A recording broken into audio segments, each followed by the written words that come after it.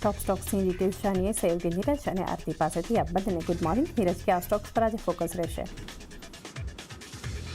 જી, આજના દિવસે હવે આપણે પરિણામથી શરૂઆત જ કરીએ તો ડીમાર્ટના પરિણામ આપણને જો ખાસ કરીને આવતા દેખાયા હતા. યર ઓન યર બેઝિસ પર એક ગ્રોથ તો અહીંયાથી ખાસ કરીને જોવા મળ્યો છે, પરંતુ માર્જિનને લઈને હજી પણ થોડી ઘણી ચિંતા છે. પ્રોફિટ લગભગ 4%, રેવન્યુ 15%, એબિટા 11% વધ્યા છે, પરંતુ માર્જિન જુઓ 7.57%થી ઘટીને 7.28% પર આવતા જોવા મળ્યા છે. 8 નવા સ્ટોર આ સમયગાળા દરમિયાન આપણને Q2ની અંદર ખુલતા દેખાયા. 432 પર ટોટલ સંખ્યા 30 સપ્ટેમ્બર સુધી પહોંચતી દેખાય છે, એટલે એક સ્ટોર એક્સપાન્શન તો થઈ રહ્યું છે, પરંતુ ખાસ કરીને અહીંયાથી જે પ્રકારે આપણને ઓપરેટિંગ ખર્ચની અંદર વધારો જોવા મળી રહ્યો છે, એને લઈને અહીંયાથી ખાસ કરીને એક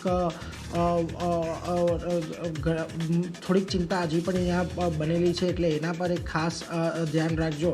આ ઉપરાંત જે અમુક સમાચાર આવતા દેખાઈ રહ્યા છે કે ડીમાર્ટ રેડી, કે જે એમની એક ઓનલાઈન સર્વિસ છે, એમાંથી તેઓ 5 શેરોમાંથી એક્ઝિટ કરી લીધી છે, એટલે એ પણ એક થોડોક ચિંતાનો વિષય રહી શકે છે, એટલે એના પર એક ધ્યાન રાખજો. અને જો અહીંયા બ્રોકરેજ પણ આજના દિવસમાં કોઈ બહુ વધારે બુલિશ નથી લાગી રહ્યા. HSBC તો રિડ્યુસનો કોલ સાથે 350નું ટાર્ગેટ આપી રહ્યું છે.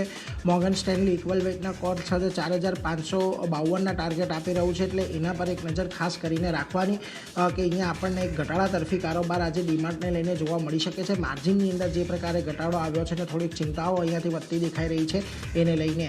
બીજી તરફ વારી રિન્યુએબલ્સના પણ પરિણામ આવતા દેખાયા. સારા પરિણામો રહ્યા છે. પ્રોફિટ અહીંયા ઓલમોસ્ટ ડબલ થતો જોવા મળ્યો છે. 116 કરોડ પર આવક 47% વધી છે.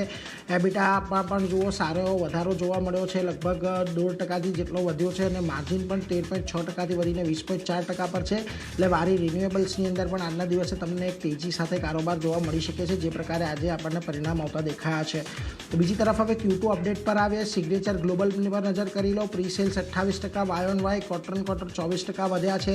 એરિયા સેલ્સની અંદર પણ Y on Y 44%, quarter on quarter 17% વધારો છે. Collection Y on Y 2%, quarter on quarter 1% વધતું દેખાયું છે, એટલે દરેક જગ્યાએ અહીંયા સારી ગ્રોથ જોવા મળ્યો છે. સિગ્નેચર ગ્લોબલ આજના દિવસે તમને એક સારી તેજી દર્શાવી શકે છે. બીજી તરફ બજાજ ફિન્સર્વની પણ સપ્ટેમ્બર મહિનાની અપડેટ આવતી દેખાય. કુલ પ્રીમિયમ 1374 કરોડ પર છે, અને જનરલ ઇન્સ્યોરન્સનું ડાયરેક્ટ પ્રીમિયમ લગભગ 2218 કરોડ પર છે. એટલે આંકડા તો મોટા છે, પરંતુ ગ્રોથનું અહીંયા કોઈ આપણને સેન્ટિમેન્ટ નથી દેખાઈ રહ્યું, પરંતુ ઓવરઓલ એક આજના દિવસે ફોકસમાં બજાજ ફિન્સર્વની અહીંયાથી ચોક્કસમાં રાખવાનું. બીજી તરફ અદાણી એનર્જી ના Q2 અપડેટ આપણને આવતા દેખાયા. કલેક્શન એફિશિયન્સી અહીંયાથી આપણને 100%થી વધતી દેખાય છે, અને આ જે સિસ્ટમ અવેલેબિલિટી છે એ પણ 99.6% પર રહ્યું છે. ટ્રાન્સમિશન બિઝનેસની ઓર્ડર બુક છે 60,000 કરોડને પાર આપણને પહોંચતી જોવા મળી રહી છે, એટલે આ આંકડાઓ પણ થોડાક પ્રોમિસિંગ છે, એટલે એના પર એક ફોકસ રાખજો. આજના દિવસે તમને અદાણી એનર્જી પણ એક પોઝિટિવિટી સાથે કામ કરતો દેખાઈ શકે છે. બીજી તરફ ફિનિક્સ મિલ્સના પણ જો Q2 અપડેટ આવતા દેખાયા. રિટેલ કન્ઝમ્પશનમાં વાર્ષિક લગભગ 13%નો વધારો આપણને જોવા મળી રહ્યો છે. વાર્ષિક ધોરણે ગ્રોસ રેસિડેન્શિયલ વેચાણ અહીંયાથી 139 કરોડ પર રહ્યું છે, અને કલેક્શન પણ 115 કરોડ પર રહેતું જોવા મળ્યું છે. જોકે ખાસ કરીને અહીંયાથી FY26ના જે અનુમાન છે એ પ્રમાણે જ ફર્સ્ટ હાફનો ગ્રોથ જોવા મળ્યો છે, એવું એમનું કહેવું છે. નોમુરા અહીંયાથી રિડ્યુસ કોલ આપી રહ્યો છે. 1350ના ટાર્ગેટ આપી રહ્યા છે, અને એમનું ખાસ કરીને અહીંયાથી કેવું છે કે GST કટનું જે અસર કન્ઝમ્પશન પર આવતી જોવા મળશે, તે ખાસ કરીને Q3ની અંદર જોવાનું મળશે, કે જ્યાં આગળ એક મજબૂત ક્વાર્ટર રહેતું જોવા મળી શકે છે. એટલે ફિનિક્સ મિલ્સ આજના દિવસમાં ફોકસમાં રાખજો. નંબર સારા છે, પરંતુ બ્રોકરેજ આજે થોડા આપણને અહીંયાથી નેગેટિવ કામકાજ દર્શાવી રહ્યા છે. બીજી તરફ તમારે ટાટા મોટર્સને પણ નજરમાં રાખવાની, કારણ કે જો આજે એમના જે CV બિઝનેસ છે અને PV બિઝનેસ છે, બંનેના ડીમર્જરની રેકોર્ડ ડેટ છે.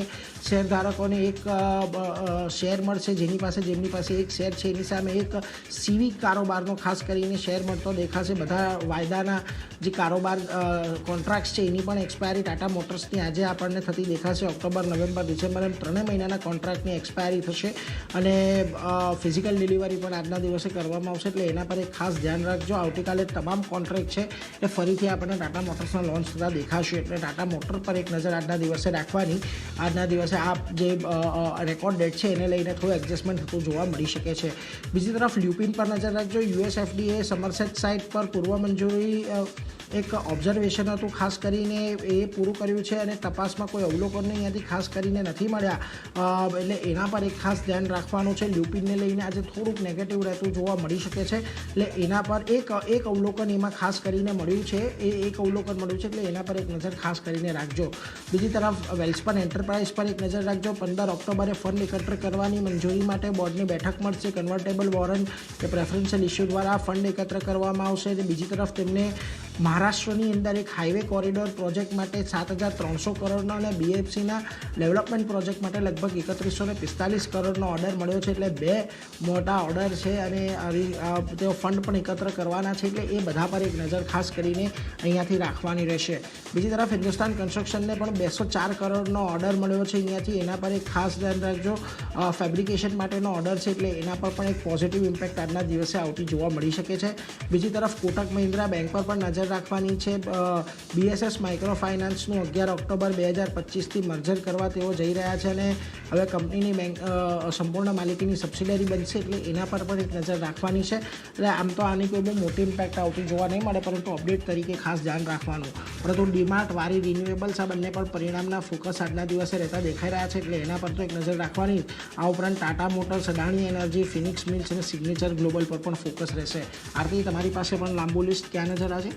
જી, એને પણ ઘણા બધા કાઉન્ટર છે. શરૂઆત એશિયન પેઇન્ટ સાથે કરીએ તો અહીંયા પોઝિટિવ સમાચાર છે. કંપનીની આમ એશિયન વ્હાઇટ FZE UAEમાં કમર્શિયલ ઉત્પાદન શરૂ કર્યું છે અને શરૂઆતની ક્ષમતાની વાત કરી લઈએ તો લગભગ 2,65,000 ટન પ્રતિ યર અહીંયા બધી દેખાઈ રહી છે, તો એક પોઝિટિવ સમાચાર છે એશિયન પેઇન્ટ્સ માટે. અહીંયા એક ફોકસ રહેશે.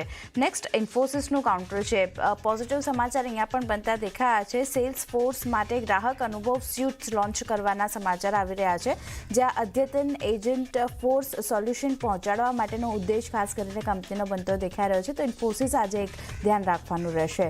નેક્સ્ટ NTPC ગ્રીનનું કાઉન્ટર છે. પોઝિટિવ સમાચાર અહીંયા પણ છે. કંપની દ્વારા MOU કરવામાં આવ્યા છે, જ્યાં ENEOS કોર્પોરેશન જાપાન સાથે ખાસ કરીને MOU કર્યા છે અને green energy and hydro derivative product supply કરવા માટેના આ કરાર કરવામાં આવ્યા છે, તો ખાસ એક ધ્યાન અહીંયા પણ રાખવાનું રહેશે.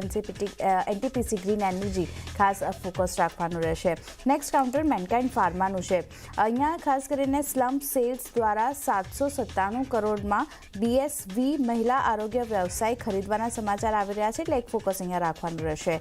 નેક્સ્ટ મહિન્દ્રા લાઈફ સ્પેસની વાત કરી લઈએ. 2 સમાચાર અહીંયા કંપની માટે બની રહ્યા છે. સૌથી પહેલાં વાત કરી લઈએ તો જમીન અધિગ્રહણ કર્યું છે, જ્યાં મહાલુંગે પુણે નજીક જમીનનું અધિગ્રહણ કરવામાં આવ્યું છે અને વિકાસ ક્ષમતા 3500 કરોડની રહેતી દેખાઈ રહી છે. અને બીજી બાજુ મુંબઈના મલાડમાં 4 સોસાયટી માટે રીડેવલપમેન્ટ માટેનો આદેશ અહીંયા જીત્યો છે કંપનીએ અને એમાં વિકાસ ક્ષમતા 800 કરોડની બનતી દેખાઈ રહી છે. તો મહિન્દ્રા લાઈફ સ્પેસ આ 2 ખાસ કરીને સમાચાર છે. એક તો લેન્ડ એક્વિઝિશન કર્યું છે પુણેમાં અને બીજું રીડેવલપમેન્ટ માટે કેસ ખાસ કરીને જીત્યો છે, તો ખાસ એક ધ્યાન રાખવાનું રહેશે. પોઝિટિવિટી આગળ વધતી દેખાઈ શકે છે.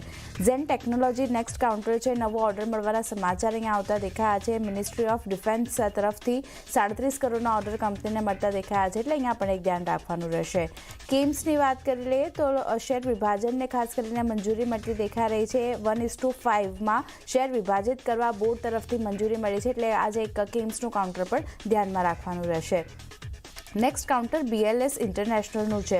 અહીંયા થોડા નેગેટિવ સમાચાર કંપની માટે બનતા દેખાઈ રહ્યા છે, જ્યાં વિદેશ મંત્રાલય MEA કંપનીને 2 વર્ષ માટે પ્રતિબંધિત કરી છે. નવા ભારતીય મિશન ટેન્ડરમાં ભાગ લેવાથી આ પ્રતિબંધ જે છે તે અહીંયાથી લગાવવામાં આવ્યો છે અને પ્રતિબંધ વર્તમાન નાણાકીય બાબતો અથવા તો ચાલુ કામગીરીને અહીંયાથી અસર કરતી નહીં જોવા મળે. સાથે જ કંપની MEA સાથે સમસ્યાનો ઉકેલ લાવવા માટે સક્રિયપણે કામ કરતી દેખાઈ રહી છે. કંપની તરફથી તેના નિવેદન પણ આવતા દેખાયા છે.